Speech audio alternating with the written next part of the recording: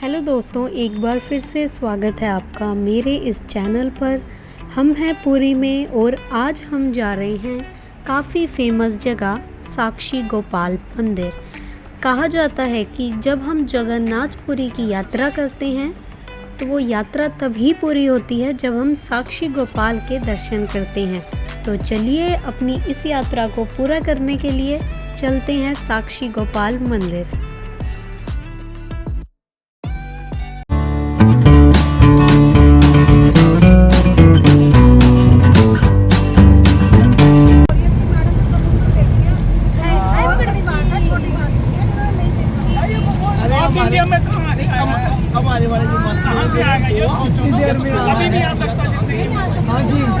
Hello दोस्तों, एक बार फिर से स्वागत है आपका मेरे चैनल पर। और हम अभी आ चुके हैं साक्षी गोपाल टेम्पल, जो कि है पुरी में। और आप मेरे पीछे देख सकते हैं, ये है मंदिर। और यहाँ पे वही कैमरा अलाउड नहीं है, बाहर से हम इसके बारे में आपको बता देते हैं। आप ये मंदिर देख सकते हैं एक बारी बाहर से। ये देखिए, ये है साक्षी गोपाल मंदिर। बताइए साक्षी गोपाल मंदिर के हिस्ट्री के बारे में। ये है साक्षी गोपाल मंदिर। हाँ, ये है साक्षी गोपाल मंदिर। कहा जाता है काफ़ी साल पहले जो एक उड़ीसा का जो पुरी का थे, वो व्यक्ति तीर्थ यात्रा के लिए मथुरा गए थे। तो वो बुजुर्ग थे, वो जा नहीं सकते थे, मतलब कि उनको रोग था, जैसे है चलने में अक्षम थे।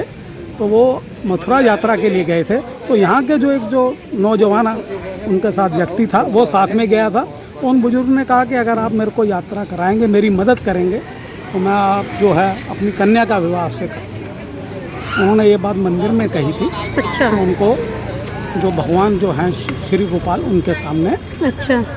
और जब वो यात्रा संपन्न हुई मथुरा की, जब वो वापसी आए और तब उन्होंने कहा कि अब विवाह का समय कर दें, तो उन्होंने वो जो है व्यक्ति जो है वो उन्होंने इनकार कर दिया कि ये गरीब आदमी है, गरीब व्यक्ति, तो मैं इससे क्यों विवाह करूं। अच्छा। तो वो उन्होंने, उस व्यक्ति ने फिर अपने नौजवान ने जो था, उन्होंने राजा से शिकायत किया कि ये ऐसे ऐसे है।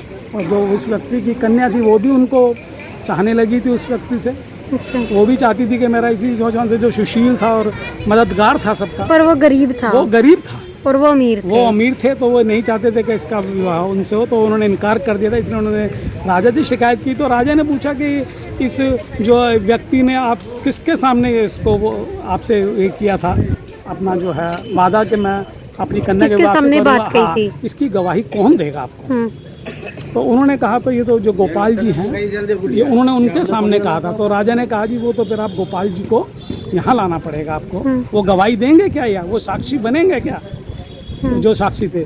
तो वो फिर वो नौजवान वो इतनी दूर मथुरा वापसी गया, उसने कहा क्यों नहीं बनेंगे। फिर उन्होंने भगवान श्री गोपाल जी से कहा कि आप साक्षी होकर, उसने उस व्यक्ति ने मेरे से ये कहा था कि मैं अपनी कन्या का विवाह आपसे करूँगा, तो उन्होंने आपको मेरे को गवाही देनी पड़ेगी। तो भगवान श्री कृष्ण ने कहा कि मैं गवाही दूंगा। तो वो फिर मथुरा से पुरी आए रास्ते में। अच्छा। हाँ, तो अब वो पीछे पीछे चले और उनको भगवान ने कहा कि आप पीछे मुड़ के मत देखना, मैं आपके साथ हूँ, मैं सदा आपके साथ रहूँगा। अच्छा। और वो इधर उनके साथ चले और वो आगे आगे चले। जब वो कहा जाता है कि यहाँ पहुँचे इसमें, तो यहाँ जो रेत था, अच्छा, भगवान श्री कृष्ण के पैरों में घुंघरू थे, तो आवाज़ उनकी आती थी। तो उनको पता चलता था कि वो मेरे पीछे पीछे आ रहे हैं। पीछे तो देख नहीं सकते, पीछे नहीं देख सकते थे। तो उनको पता कि घुंघरू की आवाज़ से उनको पता चलता था कि वो पीछे भगवान मेरे साथ आ रहे हैं गवाही देने के लिए। मगर जब ये यहाँ पहुँचे तो यहाँ रेत था। तो वो रेतों में घुंघरू की आवाज़ आना बंद हो गया। तो उन्होंने सोचा कि अब वो भगवान मेरे साथ नहीं है। उन्होंने पीछे मुड़ के देखा तो भगवान श्री गोपाल यहीं स्थापित हो गए हैं। और यहाँ राधा जी की मूर्ति है। और उन्होंने यहाँ भगवान के सबके सामने राजा को, इनको वो साक्षी बने कि भाई ये जो है, ये इस व्यक्ति ने इनसे वादा किया था कि अगर मेरी यात्रा पूरी कराएंगे और मेरी सेवा करेंगे तो मैं अपनी कन्या का विवाह इनसे करूँगा। तो इसीलिए कहते हैं कि साक्षी गोपाल है, ये गवाही देते हैं। हम यहाँ तीर्थ यात्रा के लिए आए हैं जगन्नाथपुरी, तो हमें इसका कौन गवाह है, तो इसका गवाह ये साक्षी गोपाल हैं जी। तो यहाँ बताना पड़ता है कि ये साक्षी गोपाल जो है, तो यहाँ पे ये गवाह है कि हम यही जगन्नाथ यात्रा करने आए थे। तो इसका नाम साक्षी गोपाल इसलिए पड़ा। ठीक है। आपने यहाँ की स्टोरी सुन ली होगी। और जो भी जगन्नाथपुरी आता है, उनका साक्षी गोपाल मंदिर में आना बहुत ज़्यादा ज़रूरी हो जाता है। तो हम अंदर दर्शन करके आ गए हैं, बिल्कुल भी भीड़ नहीं थी अंदर, बहुत अच्छे, बहुत जल्दी दर्शन हो गए। अब हम अपने अगले डेस्टिनेशन के लिए निकल रहे हैं। हेलो दोस्तों, एक बार फिर से स्वागत है आपका मेरे चैनल पर। और अभी हम साक्षी गोपाल मंदिर देख के अपनी ट्रैवलर में वापस आ चुके हैं और हम जा रहे हैं अपने नेक्स्ट डेस्टिनेशन की ओर, जो है धौलीगिरी। और धौलीगिरी जब हम पहुंचेंगे उसके बारे में मैं आपको तभी बताऊंगी। बाकी आप पीछे देख सकते हैं सबके हालत। कुछ बोलना है? अब मंदिर जाके देखते हैं। साक्षी गोपाल तो बहुत अच्छा है, बहुत अच्छे दर्शन हुए यहाँ पे, कोई भीड़ नहीं थी, कुछ नहीं, बहुत बढ़िया मंदिर था, बहुत अच्छे दर्शन हुए। ये हमारी माता जी हैं, इन्होंने भी बहुत अच्छे दर्शन किए हैं। हाँ, बहुत अच्छी तरह, बड़ा अच्छा लग रहा, मौसम भी अच्छा है। कुछ कहना चाहोगे आप? बोलोगे मैडम? ये हमारी छोटी ननद का लड़का है, ऐसे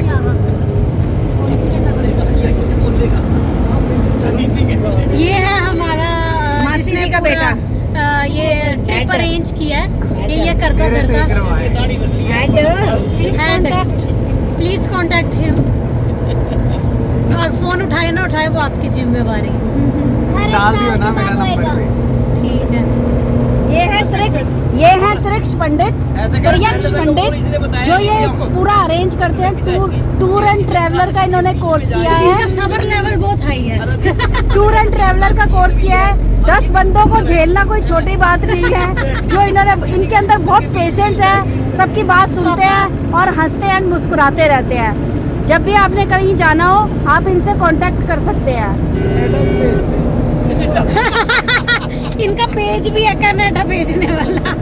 अभी आ जाएगा, सारे उनके लड़के मेरा रोल करा तुम होता तो अब तक पकड़।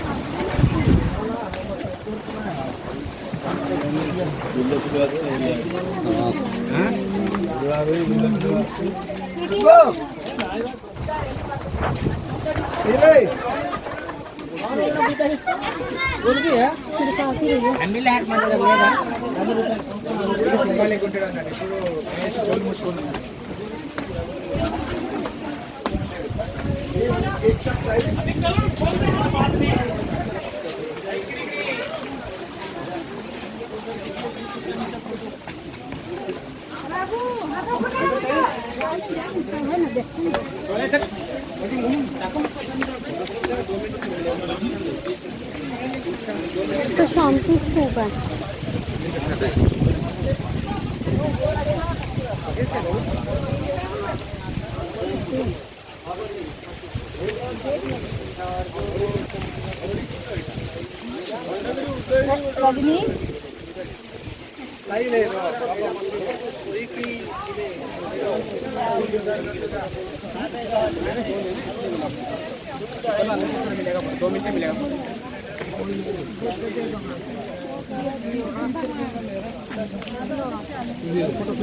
ये तो नहीं, मेरे को पता है, मैंने क्यों पूछना है। ये ऊंचाई जगह बना इसलिए सबको दिखाई देगा। ये कौन बनवा रहा है? ये Japan government Japan Japan government collaboration देती होगी ना। आ जाओ खड़ा हो, चलो।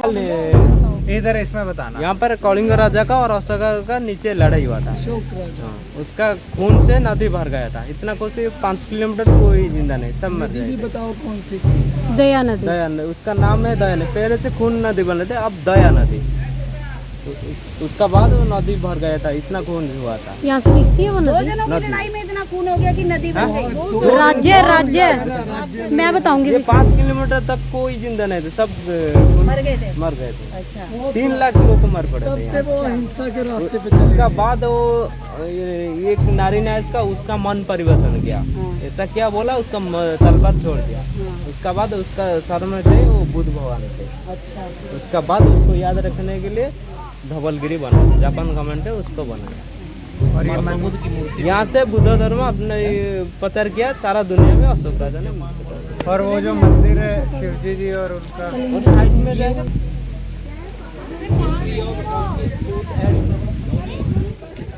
हेलो दोस्तों, एक बार फिर से स्वागत है आपका मेरे इस चैनल पे। और आज हम पहुंच चुके हैं धौलीगिरी। और मैं आपको बता देती हूँ कि धौलीगिरी क्या जगह है, यहाँ की हिस्ट्री क्या है। जैसे कि अभी मैंने दिखाया कि एक फोटोग्राफर भैया ने,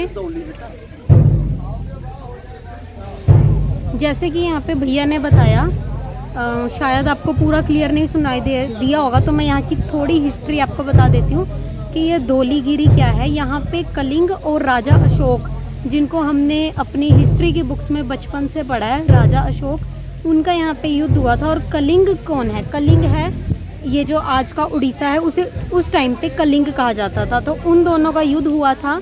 और जो राजा अशोक थे वो ये युद्ध जो था वो जीत गए थे। तो उनमें इतना घमंड आ गया था। और पीछे ये नदी है, मैं दिखा दूंगी अभी आपको, वो पूरी खून से भर गई थी। तो उनमें इतना घमंड आ गया था, तो उन्हें एक लेडी ने बोला था कि अगर मैं आपसे कुछ मांगूंगी तो आप मुझे दोगे। तो उन्होंने बोला था कि आप जो मांगोगे मैं आपको दूंगा। तो उन्होंने बोला था कि जितने भी लोग मारे गए हैं उनमें एक मेरा बेटा है जो मरा है, आप उसको ज़िंदा कर दो। तो अशोक ने बोला था कि मैं भगवान नहीं हूँ कि मैं उनको ज़िंदा कर दूँ। तो उस लेडी ने बोला था कि अगर आप भगवान नहीं हो तो आपको कोई हक नहीं बनता किसी को मारने का। तो वो एक थॉट ने अशोक का पूरा माइंडसेट चेंज कर दिया था, राजा अशोक का। और तब से उन्होंने उनके मन में इतना गिल्ट हुआ कि उन्होंने अपना राज्य का जो विस्तार था वो लड़ाई के नाम, मतलब लड़ाई से नहीं, धर्म के विस्तार से करना शुरू किया। उन्होंने बुद्धिज़्म धर्म को अपनाया, उसको फैलाया सभी राज्यों में। और कुएं खुदवाए, सड़कें बनवाई, बहुत सारे अच्छे काम किए, अभिलेख लिखवाए पांडुलिपियों पे। ये सामने जो मैंने आपको अभी शांति स्तूप दिखाया वो भी अशोक ने ही बनवाया था। अभी मैं आपको पीछे का दिखा देती हूँ। पीछे कहते हैं यहाँ से नदी दिखती है।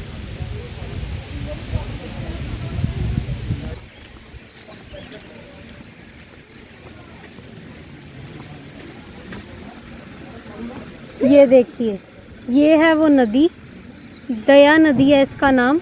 ये उस टाइम युद्ध में पूरी खून से भर गई थी। तो यही है यहाँ की धौलीगिरी की कहानी, जहाँ पे कहा जाता है अशोक की किस्मत का फैसला हुआ था। अभी हम जा रहे हैं आगे की ओर, और आगे जो भी देखेंगे आपको दिखाएंगे। और जो शांति स्तूप है उसमें 4 बुद्धा बने हुए हैं अपनी अलग अलग पोजीशन में। एक स्लीपिंग में है, एक ब्लेसिंग पोजीशन में है, और 2 ऐसे एक मेडिटेशन कर रहे हैं। अभी हम फ़िलहाल जा रहे हैं आगे की ओर।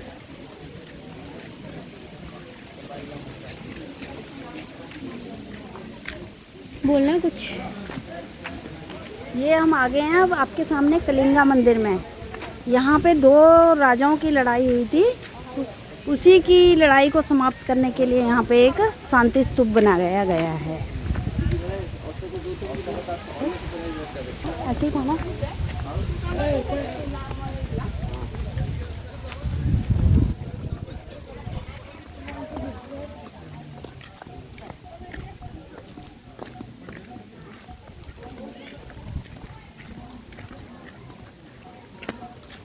सॉरी।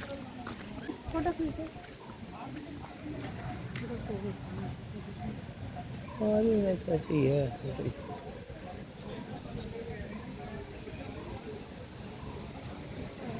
चलेगी नदी इधर को देखो।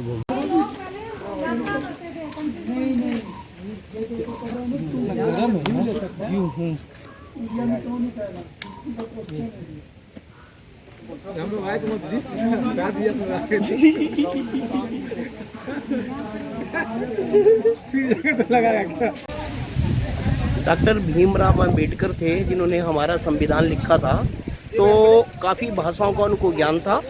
जब काफ़ी जो है उनको वो होगा, चारों तरफ जो है उनको हताशा ही लगती थी कि मैं जो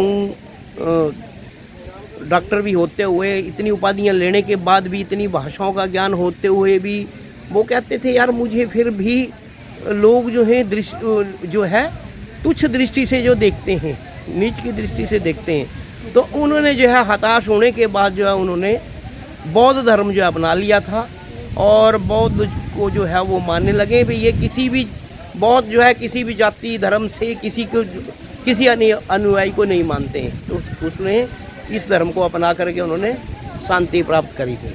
तो इसलिए शांति स्तूप के नाम से जो है उनको भी जाना जाता है, ये शांति का दूत। तो मैंने आपको यहाँ पे दिखा दिया शांति स्तूप, और जो यहाँ की कहानी थी, यहाँ की हिस्ट्री थी राजा अशोक की, बहुत फेमस, तो वो भी मैंने आपको बता दी। और जब भी आप पुरी आएँ यहाँ पे ज़रूर आएँ, क्योंकि ये कहानियाँ हमने बचपन से अपनी हिस्ट्री की बुक्स में पढ़ी हैं, और इनको सामने से देखने और जानने में जो मज़ा है वो कहीं और नहीं है। तो आज का व्लॉग हम यहीं पे एंड करेंगे, मिलेंगे अपने नेक्स्ट व्लॉग में। Till then, do like, share, comment and subscribe to my YouTube channel, which is Aditi Sharma Vlogs.